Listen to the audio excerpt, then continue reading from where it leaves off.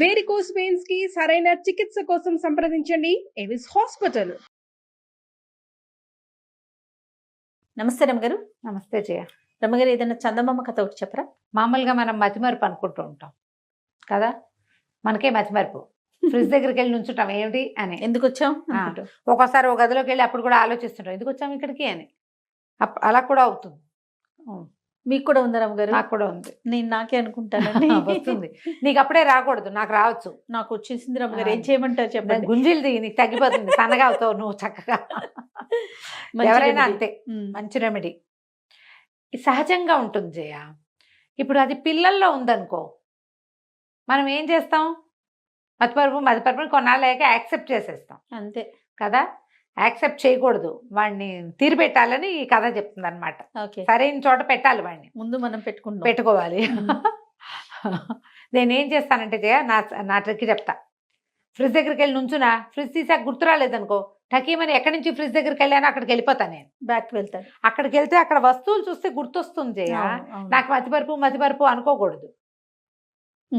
అది ప్లాన్. నాకు ఒక విషయానికి ఎక్కువగా మర్చిపోతాను రమ్మగారు. ఇప్పుడు ఎవరితోనో మాట్లాడుతున్నప్పుడు నెంబర్ సేవ్ చేసుకుంటాను కదా, ఆ పేరు మర్చిపోతావా? ఏమని సేవ్ చేసుకుంటానో మర్చిపోతానండి. వాళ్ళ ఒరిజినల్ పేరే పెట్టుకోవాలి. కాంటాక్ట్ అంటే డాక్టర్స్ చాలా మంది డిఫరెంట్ ఫీల్డ్స్ ఉంటారు కదా రమ్మగారు. ఏం సేవ్ చేసా, మొత్తం కాంటాక్ట్ లిస్ట్ అంతా వెతకాల్సి వస్తుంది. అది మెయిన్ ప్రాబ్లం. అదే ఏం చేయాలి చెప్పండి రమ్మగారు? వాళ్ళ పేరు గుంజీలు తీయటమే. దానికి వాళ్ళ పేరు, డెసిగ్నేషన్ కరెక్ట్ గా రాసుకోవాలి జయ. నీకు తట్టినట్టు రాయకూడదు, ఎగ్జాక్ట్ గా పెట్టాలి. ఎగ్జాక్ట్ గా పెట్టాలి. కార్డియాలజిస్ట్ అని పెడితే కార్డియాలజిస్ట్ రాజు గారు, కార్డియాలజిస్ట్ సుబ్బారావు గారు, కార్డియాలజిస్ట్ శ్రీనివాస్ గారు అని రాస్తే కార్డియో కొట్టంగానే మొత్తం కార్డియో లిస్ట్ అంతా వచ్చేస్తుంది. నీకు కావాల్సిన రాజు గారు, సుబ్బరాజు గారు, ప్రసాద్ గారు వెతికేస్తా. నేనేం పెడతా, డాక్టర్ అని పేర్లు పెట్టేస్తా. అప్పుడు డాక్టర్ అంటే 250 డాక్టర్లు వస్తారు, చచ్చిపోతుంది ఐఫోన్ అయినా కూడా. అలా కాదు, నేను చెప్పిన ప్లాన్ ష్యూర్ గా. కార్డియో వేరు, స్కిన్ వేరు, హార్ట్ వేరు. హార్ట్ అంటే అదే మన గైనిక్ వేరు, అలా పెట్టుకో. గైనిక్ పద్మ గారు, గైనిక్ ఉష గారు, గైనిక్ నాగమణి గారు, అంతే. నేను అలాగే పెట్టుకుంటాను. నా ప్లానే అది. సూపర్. చెప్తాను. పూర్వం అట ఒక గ్రామంలో ఒక కలిగిన కుటుంబమే ఒక కుటుంబం ఉండేది. వాళ్ళకి 4 అబ్బాయిలు. 4 అబ్బాయిలు అయితే ఒక 20 ఎకరాల పొలం ఉండేది. ఆఖరి అబ్బాయి పేరు విశాలుడు. ఇది ఎక్కువ కాలం అయి ఉండదు, 90s వచ్చిన కథ ఉంటుంది చందమామలో. నాకు గుర్తుండి జొన్నలగడ్డ రామలక్ష్మి గారు రాసిన కథ ఇది. చాలా బాగుంది, బాగా రాశారు, చాలా చక్కగా కరెక్ట్గా విషయం అటు ఇటు పోకుండా కూర్చోబెట్టారు చక్కగా. కరెక్ట్గా దీనికి రెమెడీ ఏంటి అనేది బాగా రాశారు.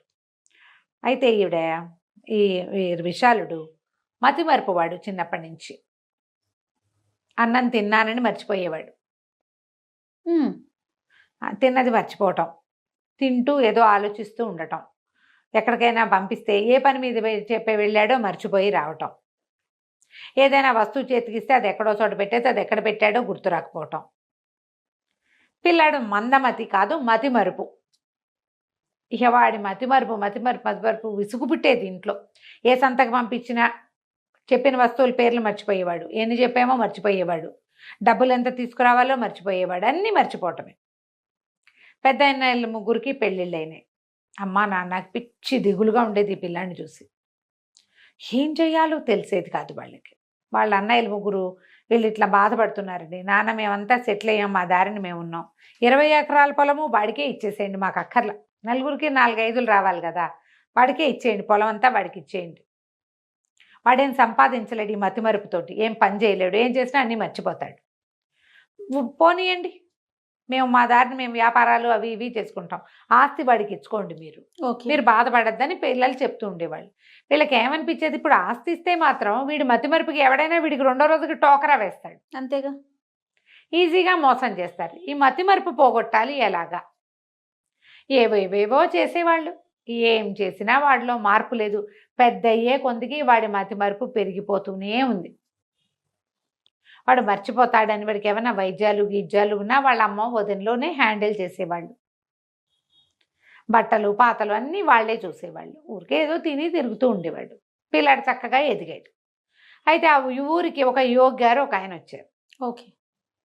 వీళ్ళు ఏమనుకున్నారా, యోగి దగ్గర చాలామంది చాలా దానికి సమాధానం పడ్డట్టు తెలుస్తోంది, మనం కూడా మన పిల్లవాడిని చూపిద్దాము అని చెప్పి ఈ పిల్లాడిని తీసుకుని వెళ్ళారు.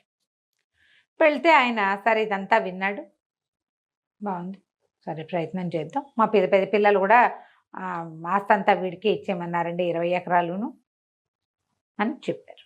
చెప్తే ఈయన అన్నాడు, సరే ఏదో చూద్దామని, అబ్బాయి నువ్వు వెళ్ళి అక్కడ ఒక ముళ్ళ చెట్టు ఉంది కదా, 12 పువ్వులు కోసుకురా అని చెప్పాడు. వెళ్ళాడు కుర్రాడు, వెళ్ళి పువ్వులు కోసుకొచ్చాడు. తీరా వీళ్ళు లెక్క పెడితే 8 ఉన్నాయి. 8 ఉన్నాయి. 8 ఉన్నాయి. వీళ్ళకి కొన్ని ముళ్ళు గుచ్చుకున్నాయి. ఈయన అన్నాడు, అదేమిటి నేను 12 చెప్పాను, నువ్వు 8 తెచ్చావు అనేసరికల్లా కుర్రాడు అన్నాడు, అయ్యో నాకు ఎలా గుర్తుంటుందండి, నేను అసలు మతిమరుపు వాడిని, మతిమరుపుతోటి 8 చెప్పారో గుర్తులేక ఇవే తెచ్చాను, అయ్యో నీకు ముళ్ళు గుచ్చుకున్నాయి, ఈ ముళ్ళు చాలా ప్రమాదం అన్నాడు ఆయన. పిల్లాడు భయం వేసేసింది. ఇప్పుడు ఏం చేయాలి అని అమ్మ నాన్న కంగారు పడ్డారు, అబ్బాయి కంగారు పడ్డాడు. ఈయన అన్నాడు, పర్వాలేదులే, దీనికి వైద్యం ఉంది, ఇది వెంటనే పని చేయదు, ఆ ముళ్ళు వెంటనే పని చేయవు, ఏం కాదు, 15 రోజులు పడుతుంది, నువ్వు ఈ లోపల రోజు 8 పువ్వులు శివుడికి కోసివ్వు, దాని వైద్యంలో మొదటిది. తర్వాత బిళ్ళలు ఇచ్చాడు, రోజుకు 1 వేసుకోవాలి, లేదా రోజుకు 2, పొద్దున 1 సాయంత్రం 1 వేసుకోవాలి అనేసరికి నేను అసలే మతిమరుపు వాడినండి, మా అమ్మకి చెప్పండి గుర్తుపెట్టుకుంటుంది, కాదు ఇది ఇంకోళ్ళకి చెప్పకూడదు, చెప్తే పని చేయదు, ఇదంతా భగవత్ సంబంధమైన వ్యవహారం, నువ్వే గుర్తుపెట్టుకుని వేసుకోవాలి, 2 పూట్ల 2 మాత్రలు వేసుకోవాలి, ప్రతిరోజు 8 పువ్వులు శివాలయంలో ఇవ్వాలి, పువ్వులు టాబ్లెట్లు కనెక్షన్, ఇంకొకళ్ళకి చెప్పకూడదు రూల్, లేకుంటే నీకు ప్రమాదం, లేకపోతే నీ ప్రమాదం. రోజులు గడిచాయి. కుర్రాడు నేను మర్చిపోతానేమో అని భయపడుతూనే ఉన్నాడు, కానీ రోజు 8 పూలు కోసుకెళ్ళి ఇచ్చేవాడు, 2 పూట్ల మాత్రలు వేసుకున్నాడు. సరే 15 రోజులు గడిచేసరికల్లా మళ్ళీ తల్లిదండ్రి పిల్లాడు అందరూ వచ్చారు. ప్రమాదం తప్పిపోయినట్టేనండి మా పిల్లాడికని వాళ్ళు అడిగారు, వీడు కూడా అడిగాడు. 2 పూట్ల మాత్రలు వేసుకున్నావా అంటే మాత్రలు సీసా తీస్తే సీతాలో మాత్రలు లేవు అంటే 2 పూట్ల వేసుకున్నట్టు, అంతేగా. అంతే. 15 రోజులకి 30 మాత్రలు ఇచ్చారు, వేసుకున్నాడు. రోజు పూజారికి వీడికి కనెక్షన్, వీడి పిల్లవాడి ఈ ముళ్ళ చెట్టు నుంచి 8 పూలు కోసుకొస్తున్నాడా లేదా, కోసుకొస్తున్నాడు. ప్రతిరోజు ముళ్ళు గుచ్చుకోకుండా జాగ్రత్తగా కోసాడంటే పాత ముళ్ళు గుచ్చుకున్న గుర్తే కానీ కొత్త ముళ్ళు ఏం గుచ్చుకోలేదు వాడికి. మర్చిపోయి ముళ్ళ చెట్టు మీద చెయ్యలా వాడు. అప్పుడు మా పిల్లవాడి మతిమరుపు సంగతి కూడా చూడండి బాబు అని అడిగారు. ఇంకేం మతిమరుపు, మీ వాడికి మతిమరుపు ఏం లేదు, వాడికి ఉన్నదల్లా ఫోకస్ లేదు, బద్ధకం 2 ఉన్నాయి. 2 వచ్చినాయి, 2 లైన్లోకి వచ్చినాయి.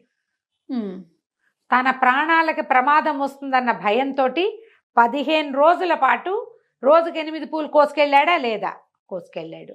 15 రోజుల పాటు 2 పూట్ల మాత్రలు వేసుకున్నాడా లేదా, వేసుకున్నాడు.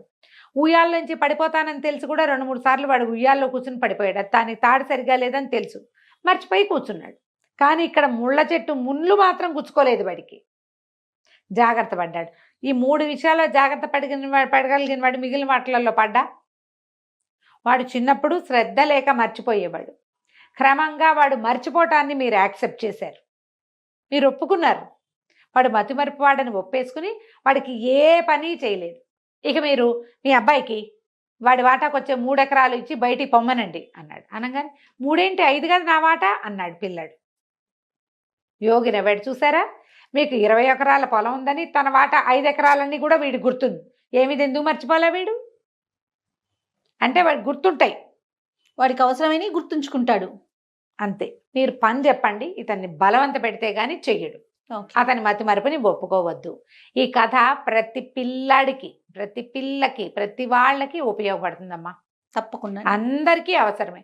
నీకు కావాల్సినవి అన్నీ గుర్తుంటాయి. చాలా మంది పిల్లలకి సినిమా పాటలు భలే గుర్తుంటాయి, మొదటి నుంచి చివరి దాకా నేర్చేసుకుంటారు. ఇంగ్లీష్ పాటలు కూడా ఆవు అని పాడేస్తారు. లెసన్ సైన్స్ లెసన్ అప్పచెప్పమంటే గుర్తులేదంటారు, ఫోకస్ లేకపోవటం అంటారు దాన్ని. వాడిని గోడ కుర్చీ వేసి చదివించండి, బాగుంది రమ్మ గారు, అప్పుడు బాగా గుర్తుంటుంది డెఫినెట్గా. ఇప్పుడు మతిమరుపు ఒక ఏజ్ వచ్చాక మెదడులో కొన్ని న్యూరాన్స్, కొన్ని జంక్షన్స్ పనిచేయవు, పనిచేయవు. మేనపాజ్లో ఆడవాళ్ళకి ఇబ్బంది ఉంటుంది, మగవాళ్ళకి ఏజ్తో పాటు క్రమంగా అవసరాలు తగ్గిపోయి జీవన క్రియలు కుంటుబడి ఉంటాయి. పిల్లల్లో ఉండకూడదు. ఎస్. మనకు కూడా ఇది మతిమరుపు సహజం అని చెయ్యొద్దు. నువ్వు బాగా తిని తిరగలిగే స్టేజ్, 4 పనులు చేయగలిగే స్టేజ్, నీ పనులు నువ్వు చేసుకోగలిగేటప్పుడు నీకు 85 to 90% జ్ఞాపక శక్తి ఉండాల్సిందే. ఒక 5-10% ఎవరికైనా ఎక్స్క్యూజే, పక్కకి వెళ్ళిపోతుంది, ఎక్కడో ఉంటుంది గ్యారంటీగా. ఎక్కడా లేకుండా పోతుంది అనుకో, అప్పుడు కష్టం. మీరు ఈ ఏజ్లో, నా ఏజ్లో కానీ నీ ఏజ్లో కానీ అలాంటివి ఉంటే వాటిని పోగొట్టుకోండి. బోల్డ్ అని బ్రెయిన్ జిమ్లు అవి ఉన్నాయి, ఇలా ఇలా చేసేవి. ఇందాక మీకు రాగానే నేను చూపించాను చూడండి. ఇలా చేయాలి, ఇలాంటివి బోల్డ్ ఉన్నాయి, ఓకే. అవన్నీ చేసుకోండి. లేకపోతే మనకి ముందు కాలంలో ఇప్పుడు కనపడుతున్నది చిన్నపిల్లల్లో అనారోగ్యాలు, అంటే ఏమనాలి, మెంటల్లీ ఛాలెంజ్డ్ కిడ్స్ కనపడుతున్నట్టుగానే పెద్దవాళ్లలో ఇదివరకటి కంటే ఇప్పటికే డిమెన్షియా, అల్జైమర్స్ పెరిగినాయి కేసులు. అవునండి. ఒంటరితనము, బ్రెయిన్కి పని లేకపోవటము, ఆఖరికి 2 రెళ్ళు 4, 2 3 6కి కూడా క్యాలిక్యులేటర్ వాడడము. నేను ఇది ఇంకో మాట చెప్తాను. షాపుల్లో చాలా చోట 2 వస్తువులు తీసుకున్నాం, ఒకటి 250, ఒకటి 200, క్యాల్సీ తీస్తారు. అవును. ఏమిటి 250, 200, 450 చేయటం రాదా మీకు? వాడట్లేదు, అది తప్పు. చిన్న చిన్న అమౌంట్స్కి క్యాలిక్యులేటర్ తీయబోకండి, బ్రెయిన్ని వాడండి. ఎక్కడైనా క్రాస్ వర్డ్ పజిల్స్ కానీ సూడోకు లాంటివి కానీ ఉంటే చెయ్యండి. బ్రెయిన్ని యాక్టివ్గా ఉంచండి. ఓకే రమ్మగారు. కథ కంచికి మన ఇంటికి. రైట్ అండి. నమస్తే. నమస్తే.